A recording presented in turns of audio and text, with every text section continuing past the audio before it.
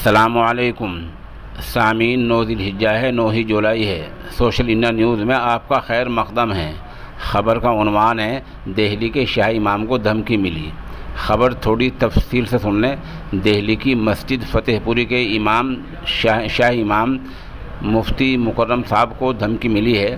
یہ دھمکی ان کے لینڈ لائن فون پر 5 اور 7 جولائی کو دی گئی ہے۔ اس بارے میں مفتی مکرم صاحب نے تھانہ لاہوری گیٹ میں شکایت درج کرائی ہے۔ پولیس کے اعلیٰ افسران کا کہنا ہے کہ معاملے کی جانچ چل رہی ہے اور پولیس معاملے کو دیکھ رہی ہے۔ ابھی تک کوئی گرفتاری عمل میں نہیں آئی ہے۔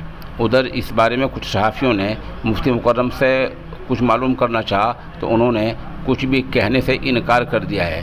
بہرحال یہ معاملہ بہت نازک ہے۔ جب ایسے مثبت سوچ کے حامل لوگوں کو دھمکی ملے گی تو باقی لوگوں کا ہوگا کیا؟ اس لیے ایسے ملزموں کو گرفتار کرنا وقت کا تقاضا ہے۔